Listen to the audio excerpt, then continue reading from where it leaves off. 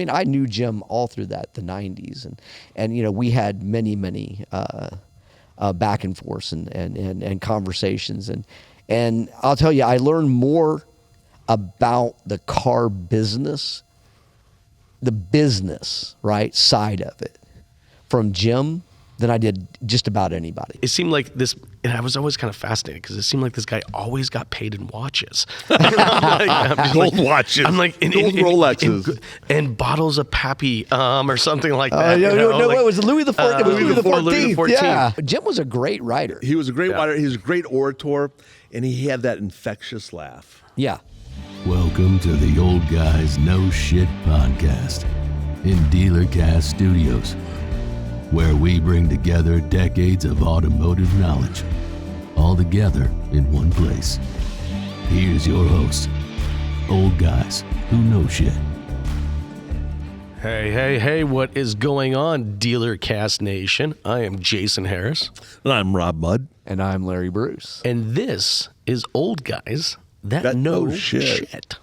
No shit. I love that. I laugh every time. Every time. It gets me every time. It's so perfect. Yeah, because I'm pretty sure it's the no part that can't. Right. No shit. Yeah. Old guys, no shit. Yeah, you're shit. Old. You're some old motherfucker. You know what's funny is my mom caught an episode of us. Oh, yeah? No way. And so you know what the first thing out of her mouth was no shit? I didn't know you were old. So I'm like, oh, so it had nothing to do with I know shit. Right. Yeah. No, she was more concerned about with you the fact being old. Being old. Well, because if you're old, that makes her older. Exactly. Right? Exactly. So, okay, that's fair. Hey, Mom. Thanks for watching. Hello, Mrs. Harris. Thank you for watching. Sounds like Eddie Haskell. Hello, Mrs. Harris. Well, guys, I'm beautiful cookies you have, Mrs. Harris. Oh man. Okay, you know what? We got to get into the show. We got to get into the show. Yeah, but you know what though? This is okay because this is exactly what I expected this show to be today. Because especially it is because for everybody out there watching and listening, you know that we've recently lost a legend in our industry, Mr. Jim Ziegler, who truly was a legend. And what's funny is I've done a lot of podcasts. I've done over 100 podcasts with Jim, and this was majority of it. Like we can never actually get. We try to get something out, like just having a conversation. Like we have an objective to try to get something, but then, you got 4 or 5 people all trying to conversate at the exact same time, and so. His booming voice would take over. He would so he'd be the one that would when we're all starting to go at each other, he'd kind of go, hey guys, settle down. This is my show. Now the alpha dog speaks. The alpha dog. Yes. Yeah. Nice. Yeah. Look, it was really fun getting to know Jim. I only knew him, for the last few years, and doing an opportunity to do, the dog pound with him and help him get a lot of his old content into a podcast format and putting it out there, for the world to see. So it's funny. So I got to know kind of Jim in his later years, but then I also got to consume because we uploaded so much of old content. I mean, we backtracked 400 some odd episodes and put them into a podcast format to be put out there. So there were definitely some, Jim Ziegler-isms in a lot of that stuff. And, I just kind of wanted to kind of kick this off of just from both of you guys, how'd you guys meet Jim? And what was the first impression you guys had of him? Well, Larry and I met. We met Jim. there, but I met Jim in 1987. I met Jim back in 1994. Yeah. 94, 95. Yeah. Wow. I met Jim first in 87 at a training class when I was coming out of Carl Singer Finance School and getting ready to go into F&I in at Timmer Chevrolet in Houston, Texas. And it was a brief meeting. Mm-hmm. That's the first time I ever knew of him. after that, it was pretty much about right, not about 1990, 1991, I guess. It's somewhere in there. Jim had done, I was running finance for Timmer Chevrolet, and Jim had done a 20 group meeting with Carol Smith, the dealer. Wow. Carol's a great guy. And so Carol comes back to the store. He says, well, I just had a meeting. We took our, our financials, our doc, into the 20 group meeting. Mm-hmm. And Jim Ziegler looked at all of them from an F&I standpoint because he's there doing F&I. He says, Larry, Jim looked at everybody. He looked at everybody in the room. He says, I can help everybody in this room except that guy. And he pointed at you. No, I wasn't there. Oh, okay, I wasn't at the okay. 20 group meeting. I mean, because at the time I was running $2,200 a copy. Wow. On 52% finance penetration. I mean, we had a big credit union presence in Pasadena, Texas. So, every oil company in the world refines their gas there, right? So their oil there for gas. So, our finance penetration wasn't what we wanted it to be, but we were still running $2,200 a copy. And so Jim comes down to the store, and that's how I first got to know Jim personally. Mm-hmm. And then some years later, I started a company in 1999. So, I mean, I knew Jim all through the 90s. And we had many back and forths and conversations.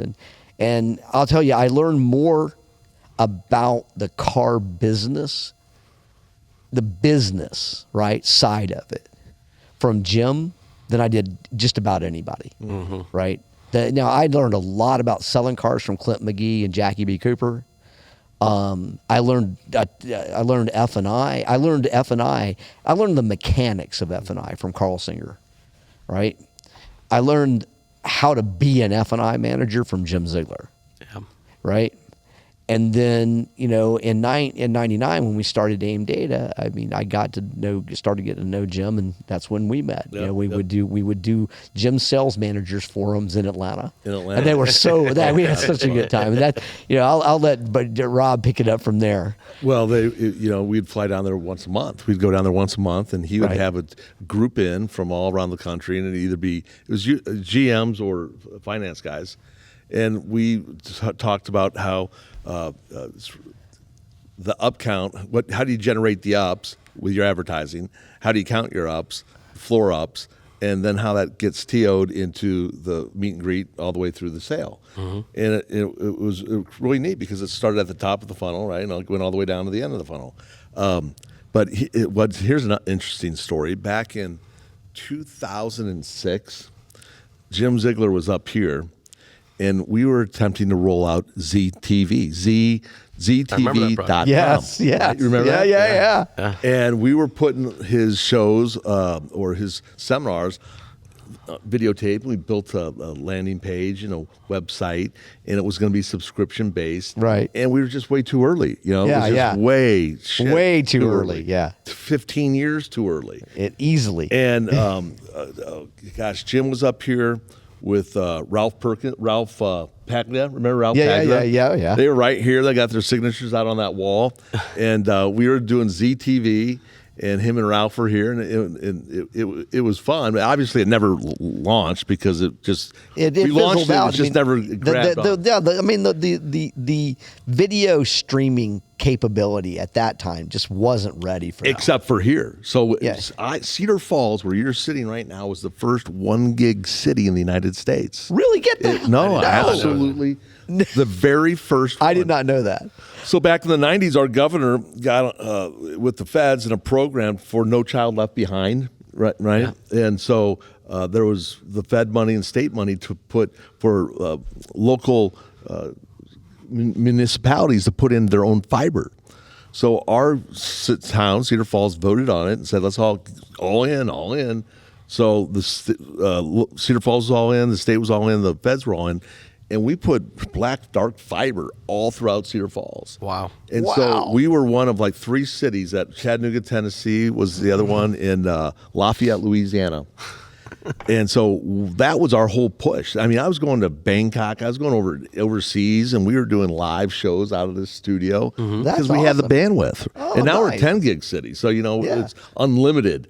But that was the deal, right? Right, Because right. we could and others couldn't. No one did it, right? Because so whatever. But that was a Yeah. great.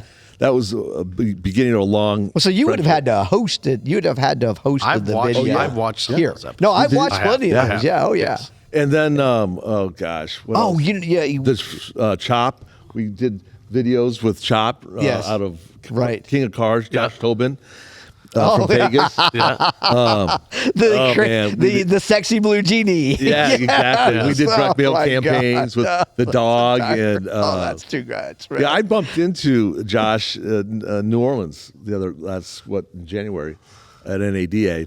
He's looking good. Oh, yeah? I bumped him after dinner. He's a good guy. I like Josh. Yeah. He's a good guy. So, okay, guys. Obviously, a lot of Jim's teachings have kind of changed, I think, us in many different ways, right? Your guys' time with Jim was around the F&I. My time with him was more around the internet battle plans, right? So, Yeah. you remember when you kind of transitioned over to, and that's when I first kind of became aware of him and was, I attended one in Atlanta, and this was before I even knew him, personally, and started doing podcasting and stuff with him. But I'm just kind of curious because there's just so many things Jim taught over the years. If you guys were to pick one thing, was there anything that just like something he taught that just impacted our industry and still is kind of we still do it that way because Jim taught it? I'll say it real quick. Foursquare. Okay, yeah, I was going to go there as well. So I was I mean, I think He was the Jim four- had he an was the interesting Foursquare. way to do the approach, Foursquare. yes, An interesting approach to the Foursquare that I loved. I mean, we adopted it in our stores. Yep. And his approach to the Foursquare. I don't think I know he didn't invent the No, Foursquare. he didn't invent it, but he, Right. But just I mean, put his he Zieglerism put to it. his signature on it. I'll tell you, I don't know about the industry, right? That was certainly one of them. F&I was, while Carl Singer and those guys taught me, like I said, the mechanics on how to be an F&I manager. Mm-hmm. Jim Ziegler taught me how to be an F&I manager that makes, real gross profit and sells the right things, the right way. When we got, but Jim, when we started doing the sales managers forum, you guys have been around me long enough to know that I'm an egghead. Weirdly enough, because I shouldn't be, but I get real technical about things, and so Jim would always pull me aside at the sales managers forum when I was talk, and he would say, "Just tell them the time." Quit telling them how to build the damn watch, right? And I would. He. It took him several sessions, but he finally got me out of that because I would go in there and talk about how we built out the database and where the data came from and how we cleaned it and all this stuff. And I'd go into all this stuff, and the managers in the room just, okay, how's it make money? What's it look like? It's funny that you bring up watches because you guys all know Jim was Oh, a he big loves fan. it. He's Oh, a big yeah. fan. Every car guy's a big fan, but Jim was a bigger fan. Jim was a big fan of watches, Especially his. Yes. And he had stories that went, and we're not talking like I'll trade ya? like a 2-minute story, but a Right. good 25-minute, of like, hey, this very specific person gifted me this watch after fundamentally changing his entire business for so many years, and I did, and then it was just, but it was always, it seemed like this, and I was always kind of fascinated because it seemed like this guy always got paid in watches. Gold watches. I'm like, Gold Rolexes. and bottles of Pappy, or something like that. No, it was Louis the 14th. It was Louis the 14th. Yeah. So it's just like, he would help me. I remember one time he was helping me actually write a contract for a client, and it was like, I'm going to show you how to write one so you can get a gold watch out of it. And I'm just like, so when you brought up watches, it just reminded me of this conversation we've had. When we were doing business with Jim, Jim had set me up with Jerry Gambino, Gambino Ford, up and he pulls me aside. He says, "Larry, that name Gambino, that's real." And I'm like, "What do you mean?" He's like, "Jerry is a part of that family. He's not inside, he's outside, but he's still a part of that family." And so he says to me, "So tread lightly on how you do things when you do things with Jerry. Be careful, because I have a tendency to say what's on my mind, in case you guys haven't noticed." He's like, "Probably not the best idea here." And so we did business with Jerry for a long time, and Jerry was a great dude, and we never had a problem. He ran a little long on his payables, but and so one time we're actually, it's me, Jim, and John Staluppi. Oh gosh. And Billy heavy. Facillo. Billy Facillo? Yeah, that's heavy duty. Yeah, that's big. That's doesn't get much bigger than that. And we are in a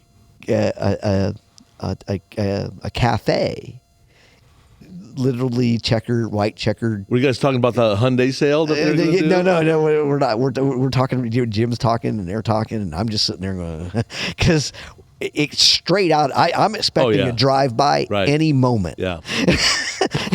I'm real antsy. I'm facing the window, because if my car slows down, I'm talking.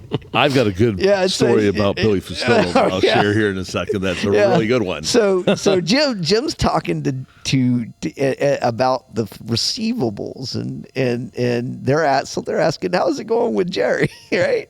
And Jim, and I'm letting Jim do all the talking, right? And Jim says, "Well, we got a little accounts receivable problem with Jerry."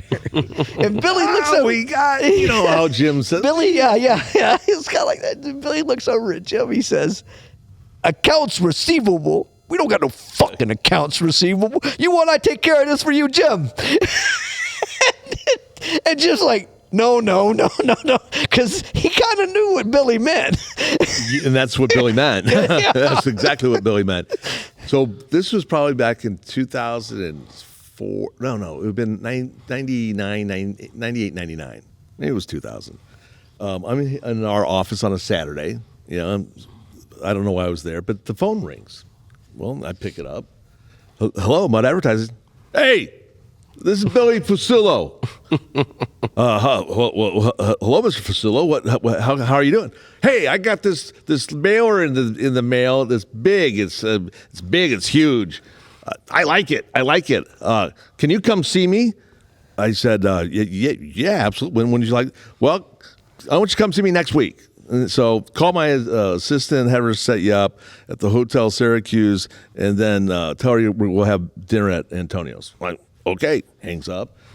Following Monday, I call his assistant, set the thing up, and I don't know where I was flying into, but it was somewhere to get there. And so I get into Syracuse, go to the Hotel Syracuse, check in, and then I go to Antonio's. And I was told, go to Antonio's, go to the bar and ask for Billy. And so, okay.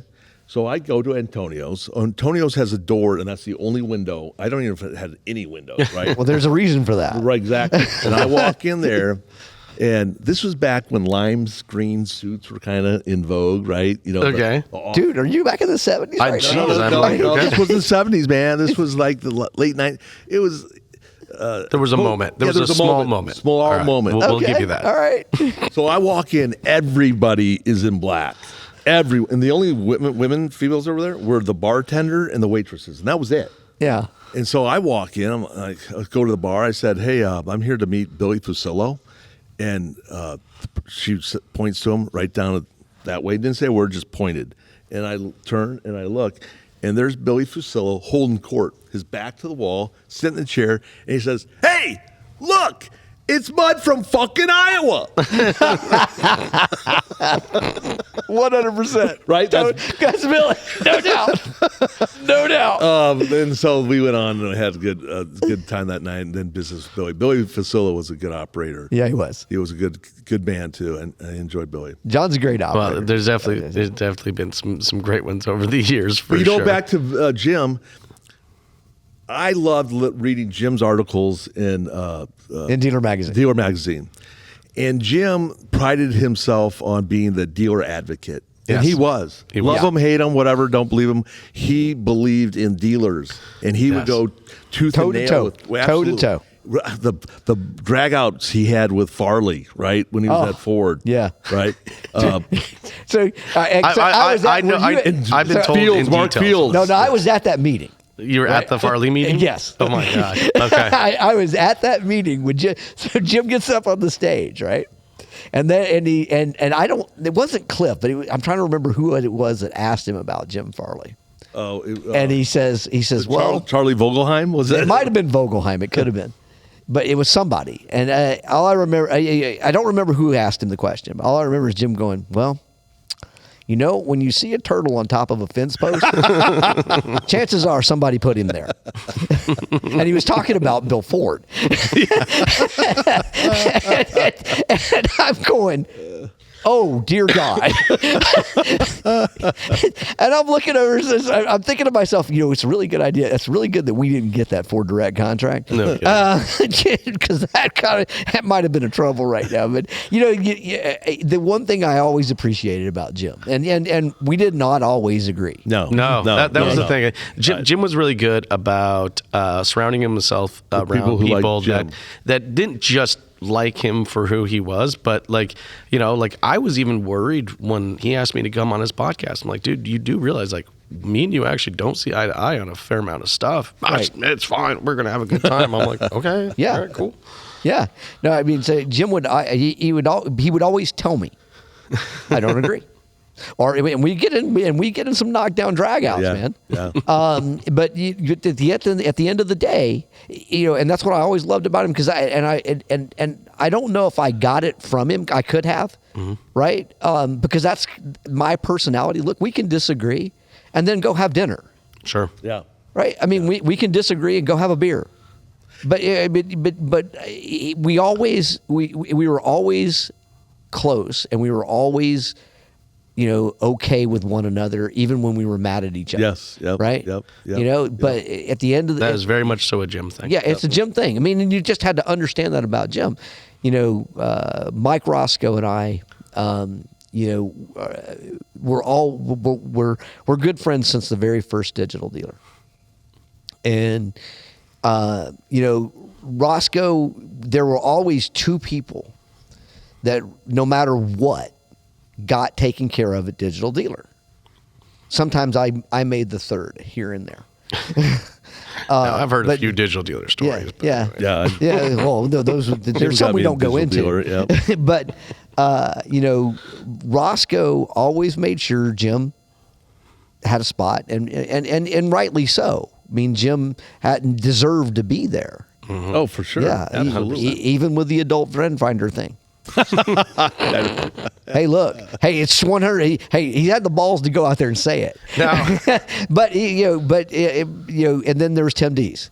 Oh, Tim. I love Tim. And Tim Dees, you know, Tim might be the last. He's the last surviving now. Yeah. Car Mohican. Yep. Yeah, Yep. Tim is the last surviving Car Mohican. Took ups on a dirt lot down in Louisiana. No doubt. But, you know, at the end of the day, you know, Mike Roscoe and Jim, while they didn't part with Digital Dealer the same way, and they didn't part. They're you know, if this storm doesn't keep me out of there, Mike and I will be there Friday. You know, Ziegler Jim made that magazine. Yeah, and I agree. Absolutely. I agree. But before I think he ever got involved in it, I was not necessarily impred with most of the writings. Yeah, in there. I think they were will tell you- long. Yeah, They were I will tell you- long. Yeah.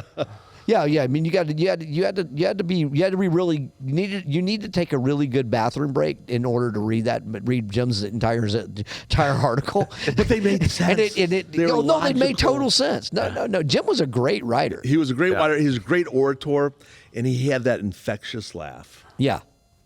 And while you know, Jim and Roscoe Roscoe made Jim, Jim made Roscoe. Yeah. Those guys together separately, I don't know that Jim gets the audience, because No, you know, right. Yeah, you Dealer get the reach. Magazine eventually, you know, kind of squishes out Auto Exec. from NADA. Yep. And now it's the only one that's dedicated to the dealer. You read an automotive news, you're not getting what you need from the automotive news. It's so damn liberal. As a dealer. As a dealer, you're just not getting tactical stuff. No, you're not. One thing you always do with Jim is you walked away with something you could go use. Yep. Well, yeah, like you said, he had always been a major advocate for the dealer. Yeah. One of the things I was always, every conversation I've ever had with Jim started off the exact same way. Hey, Jim, how's it going? I'm having the best damn day of my life, and I'm just like, and he would say it in a tonality and at a level that there was just like, it was authentic. It wasn't that he had said that 10,000 times earlier, and you knew he probably it. had. He actually meant it. That moment when I was talking to him, that day was the best damn day of his life. It was just, that was something that I always fundamentally was fascinated with him. Now, did you know that Jim was an all-star wrestler? Yeah. Okay, I have heard stories. I've seen pictures. I don't have them. I don't know. I mean, I don't know if Debbie would give them to me, but I would love to have one. Yeah. Well, I think for me, watching Jim during like internet battle plans, right? For me, it kind of like, I'm like, this is like the dealer that right? Like, this is every stereotypical kind of like dealer this is him. This is. He's wearing the watch. Yep. He's got the suit. Yep. All right. He's consumed 16 beers before he got up on stage. He's like, to me, at the internet battle plan. Maybe it was after. No, probably not before there. Before then, I definitely heard. He was a big Belushi fan, so I think there were some similarities. I will tell you that Jim. I've never ever seen Jim drink a beer. I haven't either. I've seen him drink wine. Wine. I've seen him drink Louis. Yes. I've seen him drink a lot of Louis.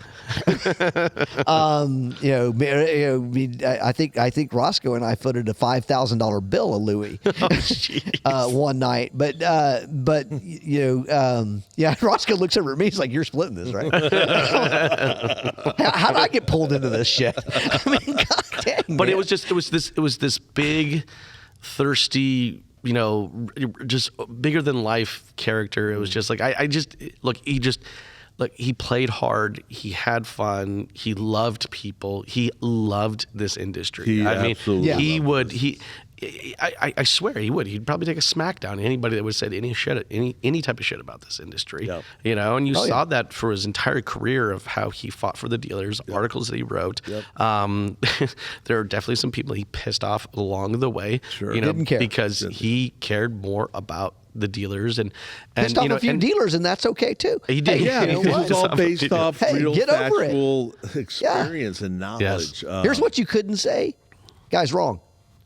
You couldn't say that because at the time he was right. Yeah. Now things may have changed that made what he predicted not happen. But during the entire Ford collection deal, was 100% right. He was 100% right every step of the way. Every step. Every step of the way. Predicted that whole thing down to the end. There was no way Nasser was going to fix that. No, he didn't like him, Nasser, much. Finbar O'Neill too. He took his shot. Yeah, Finn. He took a couple of shots at Finn. The Mitsubishi. He got the Mitsubishi thing dead on. 100% right. That's true. He did predict a fair amount of things in the industry that did actually kind of play out. I don't think a lot of people actually know, because I think a lot of people know Jim from his videos and from his battle plans and stuff like that. I don't think they realized how many articles he wrote and how many things he predicted that actually did come true. I know more of the operator side than the. Jim and I kind of got sideways on his battle plan stuff because I didn't believe in some of the things that he's doing, some of the people he's working with, and I let him know. Well, some of the people, well, he found that out himself later on down the road too. Yeah, and anyway. Yeah, I think I did the first two, and then the people we were bringing in, I'm like, I gotta step back, Jim. I can't do this. But I did remember you were with us when we did the Vegas seminar. Okay, I don't know this one, so clearly I need, because all you guys had were about 4 words and you both broke out in laughter. So I do need to know this story. Okay, please. Well, I mean, It was thrown together. We really didn't put a lot. No. We didn't put a lot into it. We had too many alphas in the group, right? Maybe. And everyone was running to do their own thing. And we were doing these seminars out in Vegas. And we all There was put some money one. in it, Yeah. and no one showed up. No, there's one guy. Dude, one guy. No, come on. No, I shit you not. No, we did no. one. Come on. Yeah, we did the. But we did the whole seminar for we did one for dude. one dude. No, you guys didn't. We did. No, we did. Oh We yeah, did. 100%. And Jim was Furious. fuming. Oh my God, he was so Pissed. mad. And that was the end of those. Yeah, Rob and I thought it was absolutely hilarious. We thought it was Yeah, he did funny. not. He was pissed. No, he was not happy. Were you with us when we went on the road show? Did the road shows once? Yeah. Oh, fuck. But Jim would try anything. Yeah. But it's true. Let's give it a shot. Let's give it a shot. Let's give it a shot. Are you? Yeah. Yeah. That deep voice, yes, Rob. Let's try that. Yeah. Yeah. I mean, we would do the sales managers forums, and there would be 50, 80, sometimes 100 sales managers in there when I'd walk in there. They loved him. And they loved him. And we're not talking. These weren't internet managers. These were decision makers. Yes. I mean, Yeah. if there were 80 people in the room, 40 of them were dealers. Yeah. Yes. Dealer Right. principals. Tim Deese, guys showed up his joint. Yeah. They were dealer principals, Dealer and GMs. Yeah. Because they commanded they knew the business. Tim Deese taught me really the used car business. Yeah. Right. He taught me the nuts and bolts of how you do it, how you make money, back to basics. That was Yeah. his plan. Yeah. And it worked, and it still works today. Oh, yeah, Because, 100%. Carry costs, daily carry costs, line ready. Yeah. How long does it take you to take it on trade? How much recon? Yeah. Frontline ready. 135. Yep. He By day 5, that thing's got to be frontline ready. Yep. and him and those two guys, really, him and a guy named Steve Chernish, those three guys probably taught me. Well, they did. They taught me that. My dad taught me everything pretty much. Well, I've had a lot of luck in my life and a lot of good mentors, but those guys stick out. They do stick out. Well, look, guys, I know we're getting towards the tail end of our conversation, and I think anybody out there watching and listening right now, if you guys have ever met Jim, or if you went to any of his events, or even watched some of his videos, we would love to hear what your first interaction was with Jim in the comments below. That'd be absolutely awesome. But before we go, guys, if there was just one thing you were to say of just how Jim impacted you guys personally, what would be that one thing? His work ethic. Yeah, he never stopped, did he? No. When he was on, he was on. His work ethic. Like he showed up like it was the Super Bowl every day. Every time, prepared, the word tracks. And really, what you need to look for in your career is something you love, right? Like Jim. Yeah. And if you didn't love it, he couldn't do it. He couldn't be like that, right? He absolutely loved it. But then, his wife, Debbie, he had the support to be able to do what he wanted to do with his life.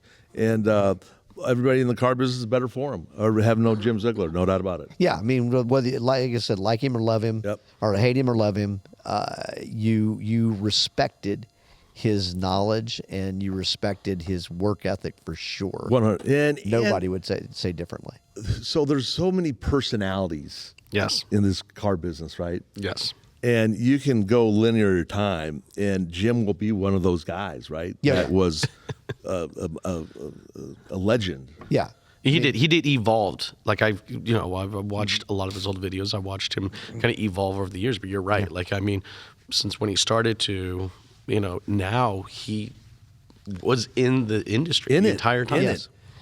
And he just loved to work, and you could tell by the end of on his way out, he was still banging on the keyboards, spreading his knowledge. And he liked people. He loved people. He loved to help people too. I mean, he helped us a lot. So thank you, Jim. Yes. You won't be forgotten. No doubt. No doubt. No. I will always remember, because he started everyone with, "I'm coming up from Florida with my mattress on my roof." Driving into Atlanta. Everyone. He won't forget that story. I was just about ready to say that. Like, the mattress on the car coming to Atlanta. Coming into Atlanta. 100%. Was he from Jacksonville, Florida? Yeah. Okay, that's so him. what you may not know about Jim is he was a DJ. Yeah, I did know that. No, I did know that. Yeah. Wolfman Jack, right? He was a DJ in Jacksonville. And have you seen the picture of him with the gun, beard? with And the beard? with the beard and the gun and the alligator or something? What was it? I can't remember the exact. He was a big I can dude, see, too. Yeah, he was a big boy. How many 70-year-old guys you know that are pushing 320 pounds of weight? Yeah. He loves to bench press. So I will always remember Jim for that. But the impact Jim made on my life was early in my car career. I mean, he helped me be a better car F&I manager, a better car dealer. When I finally got there, he always had a smile on his face. He always supported every dealer, no matter, even if it was wrong, he would support you and then pull you aside and say, hey man, you might want to rethink a couple of these things. But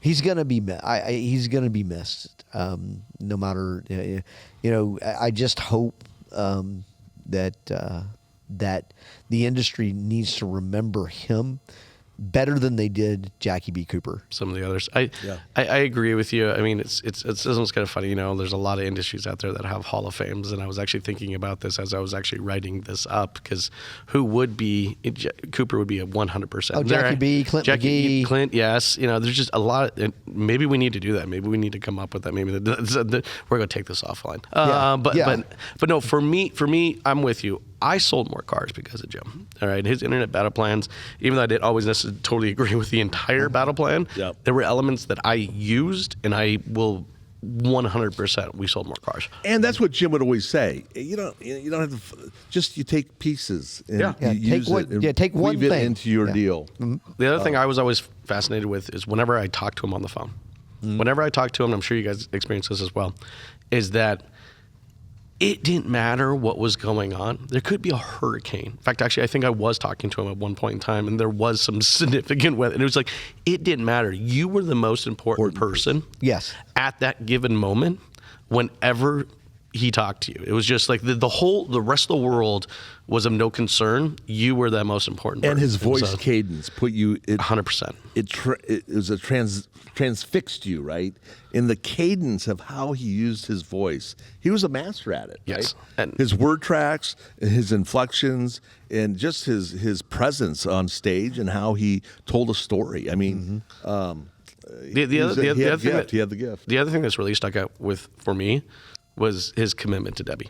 Oh, yeah. All right. I'm just, I know this is the automotive industry is not the most, it doesn't have a track record for, having successful relationships because of just how demanding Well, hell, he this took industry Debbie can every be. 20 group thing he ever went to. And that's what I'm saying. I mean, So that I was so utterly impressed of how he just was always just, and every time I talked to him, there was always a story to be. Debbie was literally right there within an arm's length, and just I was just impressed with that. She kept the money. She kept the money. She kept the money. I could never work with my wife. I'm gonna be honest with you. So I was utterly impressed that he just was able to just. I wouldn't say anything. Okay. He's not saying that online. No comment. All right, guys. Look, I know we're at the tail end of our time, and for everybody out there watching, listening right now, we hope you really appreciate this. I hope you guys have your own memory of Jim. Like I said, we would love to hear your thoughts. One of the biggest compliments that you can give us is to share the show. It really does help us a lot in getting the message out there. And this is one of those episodes that I really do hope you guys share, because I just would love for people to have this conversation and share the stories. That's what we want to hear. Share your Jim Ziegler stories. Because everyone's got one if they know. Everybody, That's right. Just about everybody's got one. Everyone does. For everybody out there watching, listening, we appreciate you. Thank you so much. Yes. You all have yourselves an amazing day. Take care, guys. Bye, guys. Bye. Thanks for tuning in to the Old Guys Know Shit podcast with your host, Old Guys Who Know Shit. Remember to like, comment, and subscribe. Happy podcasting.